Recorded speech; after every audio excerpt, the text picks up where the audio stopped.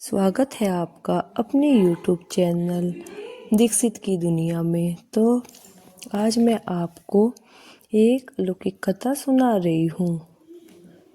मित्रों, प्रत्येक व्यक्ति मनुष्य को उसके कर्मों के अनुसार सजा मिलती है। जो सजा कभी कभी तो पृथ्वी लोक पर जीवित ही मिल जाती है, लेकिन कभी कभी उसकी मृत्यु के बाद मिलती है। और मनुष्य के पाप और पुण्य के कर्मों के हिसाब से उसका पुण्य जन्म पृथ्वी लोक पर होता है तथा उसे नया जीवन भी मिल जाता है। जो मनुष्य जैसा कर्म करता है उसको वैसा ही फल मिलता है। मित्रों, हमारे हिंदू ग्रंथों में बताया गया है कि इस धरती पर रहने वाले सभी मनुष्यों को मृत्यु के बाद अपने कर्मों के अनुसार अलग अलग योनि में जन्म लेना पड़ता है।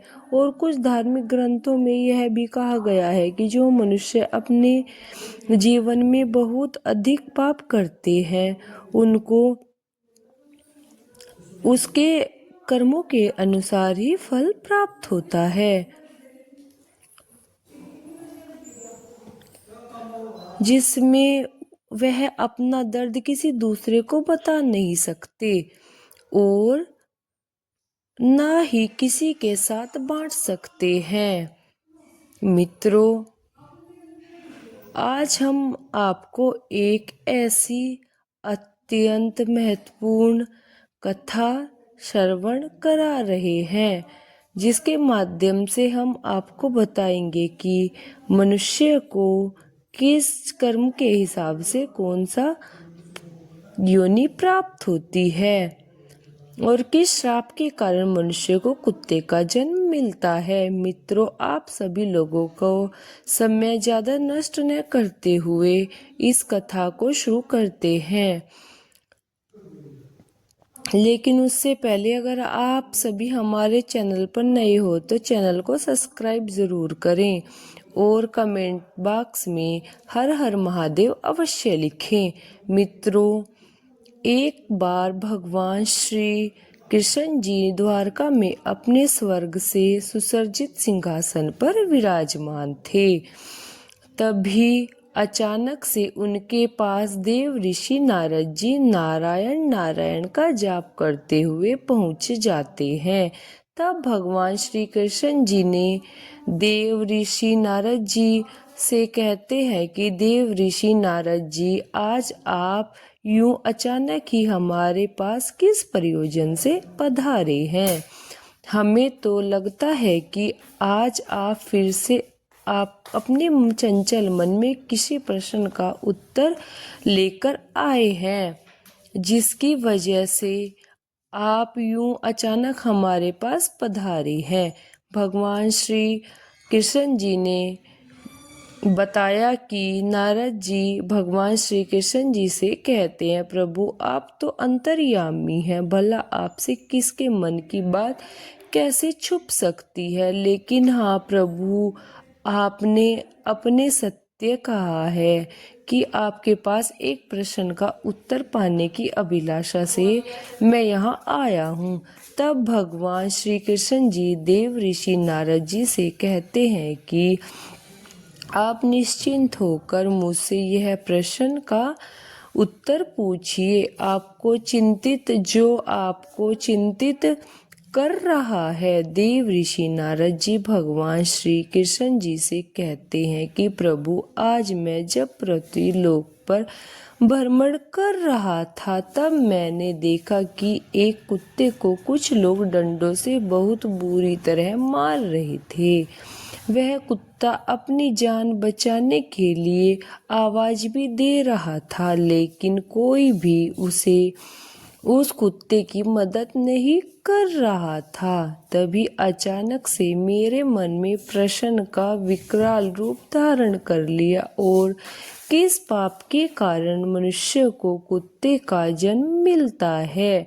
देव ऋषि नारद जी यह बात सुनकर भगवान श्री कृष्ण जी देव ऋषि नारद जी से कहते हैं, नारद जी, आज आपने मनुष्य जगत के कल्याण हेतु बहुत ही महत्वपूर्ण प्रश्न किया है, लेकिन हम आपके इस प्रश्न का उत्तर देने से पहले आपको एक अत्यंत महत्वपूर्ण कथा सुनाना चाहते हैं, किंतु आपको इस कथा को शुरू से अंत तक पूरा सुनना होगा, क्योंकि आधा अधूरा ज्ञान भी बहुत घातक साबित हो सकता है। देव ऋषि नारद जी भगवान श्री कृष्ण जी से कहते हैं कि हे प्रभु, मैं आपको विश्वास दिलाता हूँ कि इस कथा को शुरू से लेकर अंत तक मैं अवश्य सुनूंगा और इस कथा को समस्त देवलोक में विख्यात भी करूंगा। मित्रों, भगवान श्री कृष्ण जी देव ऋषि नारद जी से कहते हैं कि नारद जी, किसी समय की बात है, एक बार जब भगवान श्री राम अपनी सभा में सिंहासन पर विराजमान थे, तभी अचानक से उन्हें एक कुत्ते के विलाप करने की आवाज सुनाई देती थी।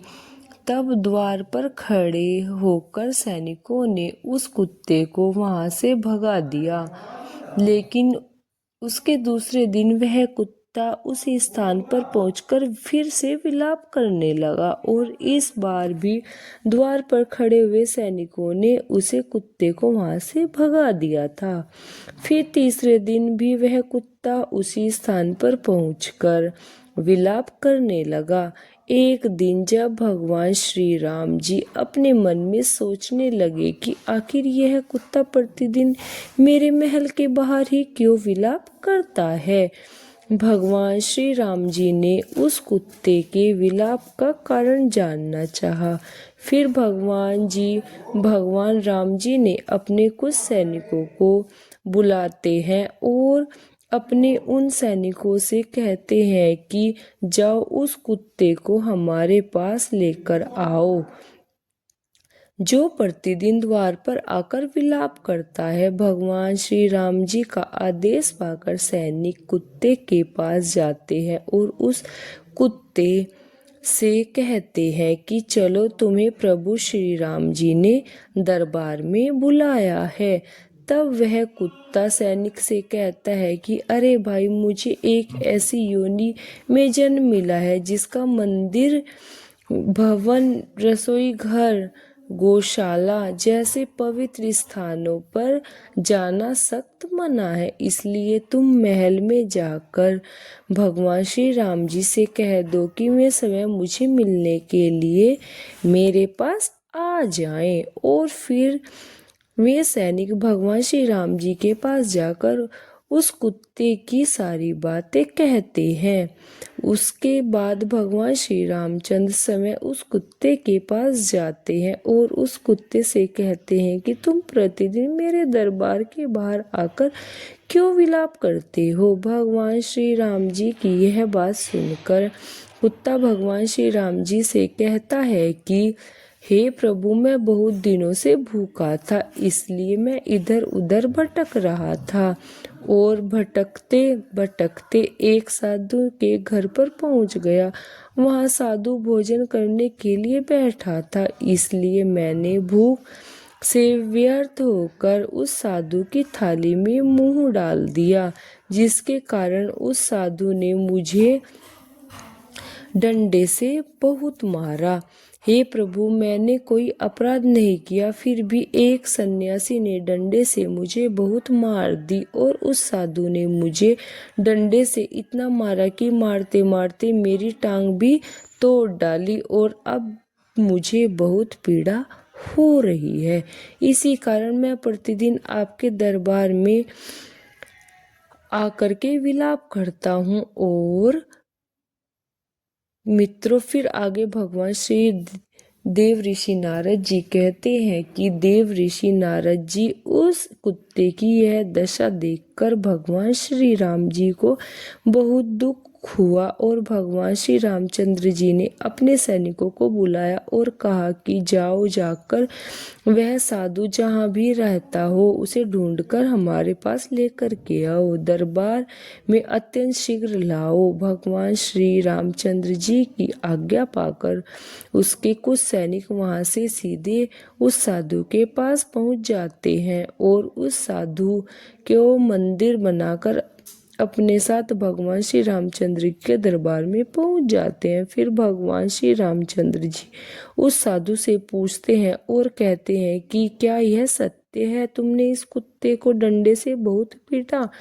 जिसके कारण अब यह चल भी नहीं पा रहा है। इससे क्या अपराध हुआ था जिसकी वजह से तुमने एक साधु होते हुए भी इस बेजुबान कुत्ते को पैर तोड़ डाला। वह साधु भगवान रामचंद्र से कहते हैं कि मैं अपने घर के समीप बैठकर भोजन कर रहा था, तब अचानक से इस कुत्ते ने मेरी भोजन की थाली में अपना मुंह डाल दिया था। इस कारण से मैं बहुत क्रोधित हो गया और मैंने पास में रखे डंडे से इसके मारने लगा।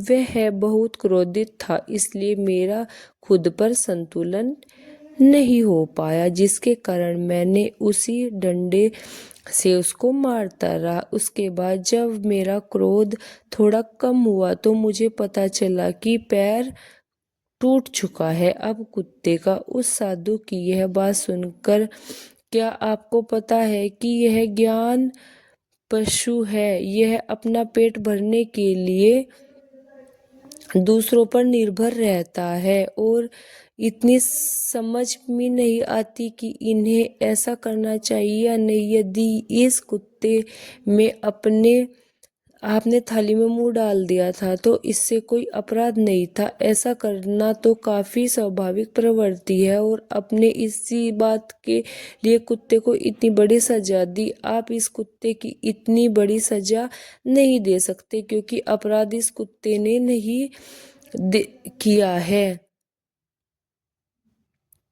एक साधु होकर इस कुत्ते का पैर तोड़ डाला, इसलिए आप भी इसके अपराधी हैं। मित्रों, भगवान श्री कृष्ण जी देव ऋषि नारद जी से कहते हैं कि नारद जी, भगवान श्री राम ने उस कुत्ते से कहा कि हे साधु, यह कुत्ता अपराधी है, तुम जो चाहो इसे सजा दे सकते हो। साधु को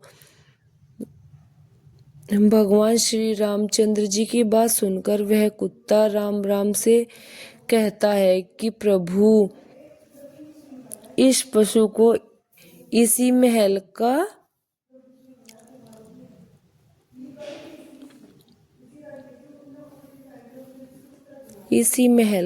का राजा बना दिया जाए। तब भगवान श्री रामचंद्र जी ने उस कुत्ते की यह बात स्वीकार कर ली। उस साधु को सुंदर वस्त्र पहनाकर उसके बाद उस साधु महाराज को एक घोड़े पर बिठाकर एक महल में ले गए और उसे वहां का राजा बना दिया। फिर जब साधु राजा बनकर स्वर्ण से बने सिंहासन पर बैठ जाता है और उसे वस्त्र भी राजा महाराजा जैसे पहना दिए जाते हैं। इतना सब देखकर वह साधु प्रसन्न हो जाता है और अपने ही मन में सोचने लगता है कि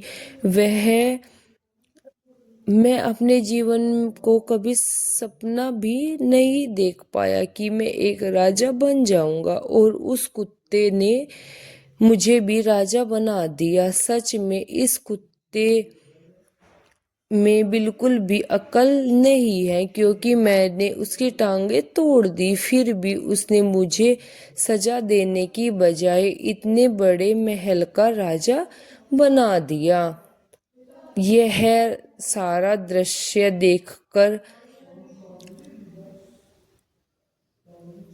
उस नगर के सभी लोग बहुत ही आश्चर्यचकित रह गए और वे भगवान श्री रामचंद्र जी के पास जाकर उनसे पूछने लगते हैं कि हे प्रभु, इस कुत्ते ने उस साधु को सजा देने की बजाय उसे महल का राजा क्यों बना दिया, जबकि उस साधु ने ही इस कुत्ते की डंडे से मारकर टांग तोड़ दी थी। उस नगर के लोगों की इस बात को भगवान श्री रामचंद्र जी सुनकर उन लोगों से कहते हैं कि आप सभी लोगों के इस प्रश्न का उत्तर वह कुत्ता ही दे सकता है। फिर नगर के सभी लोग उस कुत्ते के पास पहुंच जाते हैं और उस कुत्ते से पूछने लगते हैं कि तुमने उस साधु के साथ ऐसा क्यों किया है? उसे दंड देने के बजाय तुमने उसे एक राजा का राज्य क्यों दे दिया? तब वह कुत्ता उस नगर के लोगों से कहता है कि तुम सभी यही जानना चाहते हो कि मैंने उस साधु को सजा देने की बजाय महल का राजा क्यों बना दिया है। भगवान श्री कृष्ण जी देव ऋषि नारद जी से कहते हैं कि नारद, वह कुत्ता नगर के उन सभी लोगों से कहता है कि सुनो, यह अन्याय करने वाला राजा घर पर पहुंचते लायक को भगवानने वाला, दूसरों की संपत्ति को हड़पने वाला और किसी गरीब पर अत्याचार करने वाला मनुष्य को अगले जन्म में कुत्ते का ही जन्म प्राप्त होता है। और यह अटल सत्य है कि क्योंकि इसमें कोई संकोच करने वाली बात नहीं है। एक राजा ही सबसे पहले गरीबों को परेशान करता है और उसकी संपत्ति को हड़पकर फिर वह कुत्ता आगे कहता है कि मैं भी पिछले जन्म में एक नगर का राजा था और मैं भी गरीबों को बहुत परेशान करता था, उसकी मेहनत का धन हड़प लेता था और मैं भी उन लोगों के साथ बहुत अन्याय करता था, बेबस गरीबों की जमीन हड़प लेता था, अपने से छोटे लोगों को बहुत अत्याचार करता था, बहुत परेशान करता था। इसी पाप के कारण मुझे इस जन्म में कुत्ते की योनि प्राप्त हुई है और अब मैंने अपने पाप का कर्मों का फल भोग चुक रहा हूँ, क्योंकि मैंने उस साधु को इसलिए महल का राजा बना दिया ताकि वह धन के लालच में लोगों पर अत्याचार करे, लोगों को बुरा भला कहे, जिससे भी अगले जन्म में उससे कुत्ते का जीवन प्राप्त हो। तब से यह पता चला कि कुत्ते की जिंदगी कैसे होती है। अपना पेट पालने के लिए कितने लोगों से मार खानी पड़ती है। हम कुत्तों का जीवन आसान बिल्कुल भी नहीं होता है। श्री कृष्ण जी देवराज नारद जी से कहते हैं कि नारद जी, यह वही लोग हैं जो पाप धुलने के लिए पाप नशा गंगा जी में स्नान करने के लिए जाते हैं, किंतु वहां से आते ही फिर से पाप करना शुरू कर देते हैं। श्री कृष्ण भगवान जी कहते हैं कि हे प्रभु, क्या गंगा में पाप धुल जाते हैं? फिर राम भगवान कृष्ण जी से कहते हैं कि नारद, गंगा जी में वही पाप कर्म धुलते हैं जो अनजाने में मनुष्य से हो जाते हैं, लेकिन जो पाप कर्म जानबूझकर किए जाते हैं वह कभी नहीं धुलते हैं। जिसका दंड हमें भोगना ही पड़ता है। जिसके मन में कोई छल नहीं होता, जिसके मन में गंदे विचार और गंगा जी में पूर्ण विश्वास होता है, वही उसके पाप धोते हैं। और दूसरे की बहन पुत्रियों को बुरी नजर से रखने वाले लोगों को भी गंगा जी का पाप नहीं धो पाता। वे प्रत्येक मनुष्य को कर्मों के अनुसार ही भोगना पड़ता है। नारद जी तब कहते हैं कि उत्तर में मिला होगा। नारद जी से कहते हैं कि प्रभु, आज आपने मुझे इस कथा के माध्यम से बहुत सी महत्वपूर्ण जानकारी दी है, इसलिए मैं आपको विश्वास दिलाता हूँ कि मैं इस कथा को समस्त देवलोक में अवश्य ही विख्यात करूँगा। मित्रों, मेरी आप लोगों से हाथ जोड़कर यही निवेदन है कि आप किसी बेजुबान जानवर के पेट नहीं भर सकते हो तो आप उन्हें कष्ट पहुंचाने का प्रयत्न मत करना, और ना ही आपको अधिकार होता है। इसलिए अगर आपके द्वार पर कोई कुत्ता या बेजुबान जानवर आए तो आप उसे रोटी नहीं दे सकते हो तो उस कुत्ते को मारिएगा भी नहीं, क्योंकि वह भी आपकी ही तरह जीव है, उसे भी दर्द होता है, आपकी तरह दर्द बहुत होता है। इसलिए मनुष्य को सदैव जानवरों के साथ प्रेम से रहना चाहिए, क्योंकि बेजुबान जानवर को परेशान करने पर, उन्हें दुख दर्द देने पर अगले जन्म में कुत्ते का जीवन मिलता है। आप लोगों को यह कथा कैसी लगी कमेंट में लिख के बताइए, और कमेंट बॉक्स में हर हर महादेव अवश्य लिख के। धन्यवाद।